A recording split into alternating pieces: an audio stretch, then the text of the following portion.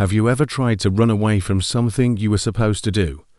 Well, let me tell you a story about a man who tried to run away from God himself. Long, long ago, in the ancient world, God spoke to a man named Jonah. His message was clear. Go to the great city of Nineveh and warn the people. Tell them to stop their wicked ways. But Jonah had a problem. He really didn't like the people of Nineveh. He thought they were his enemies and didn't believe they deserved a second chance from God. So, what did he do? He packed his bags and ran in the complete opposite direction. Instead of heading east to Nineveh, he found a ship sailing west, as far away as he could get. Jonah boarded the ship, paid his fare, and went down below deck, probably thinking he'd pulled a fast one. He thought he could outrun God. But here's a little secret. You can't hide from the one who created the entire universe, especially not on the very seas he made. As the ship sailed further from shore, the clear blue sky turned a menacing grey. A fierce, violent storm erupted out of nowhere. The wind howled like a monstrous beast, and colossal waves crashed over the deck, threatening to splinter the ship to pieces.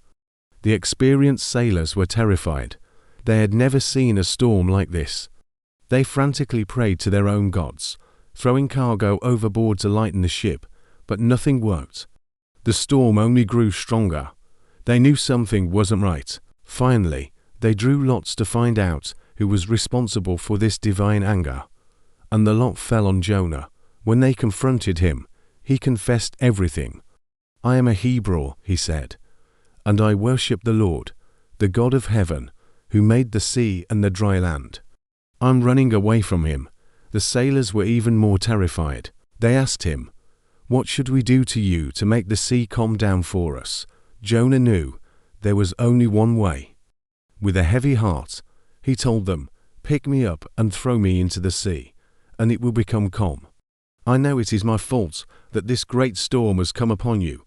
The sailors tried to row back to land, not wanting to sacrifice a man, but the sea raged more and more against them. Left with no choice, they prayed to Jonah's God for forgiveness, lifted him up, and tossed him into the raging, churning water. The moment Jonah hit the waves, the impossible happened. The storm stopped. The wind died down, the waves settled, and the sea became as calm as glass. The sailors stood in absolute awe. They had witnessed a true miracle, and they began to worship the Lord. But for Jonah, the story was far from over. He sank down into the dark depths of the ocean. Just when it seemed all hope was lost, God did something incredible. He didn't let Jonah drown. Instead, he sent a giant fish, a truly enormous sea creature, which swallowed Jonah whole. Imagine that. One moment, you're sinking in a stormy sea, and the next, you're alive inside the dark, damp belly of a fish. For 3 days and 3 nights, Jonah was trapped in that darkness. It was in this strange, underwater prison that Jonah finally came to his senses. He prayed. He poured out his heart to God, admitting he had been wrong to run away. He thanked God for saving his life, even when he had been so disobedient. He realized that salvation comes from the Lord alone. And after 3 days, God heard his prayer. He commanded the fish, and it swam to the shore and spat Jonah out onto dry land. Covered in seaweed and sand, Jonah stood on the beach, a man given a second chance. And then, the word of the Lord came to him a second time. "Go to the great city of Nineveh and proclaim to it the message I give you." This time, Jonah didn't hesitate. He got up and went. He walked into the massive city and began to preach a simple but powerful message. In 40 days, Nineveh will be overthrown. He expected anger, mockery, maybe even violence. But to his astonishment, the people listened. From the king on his throne to the humblest person in the streets, a wave of repentance swept through the city.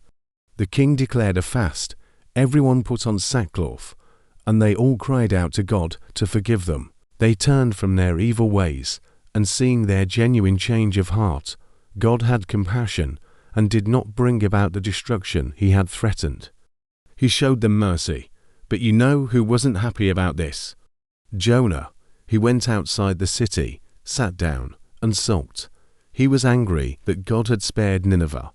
He basically said, "I knew you were a gracious and compassionate God. That's why I ran away. I wanted you to punish them."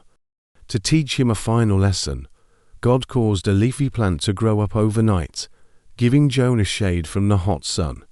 Jonah was thrilled with the plant, but the next day, God sent a worm to eat the plant, and it withered and died.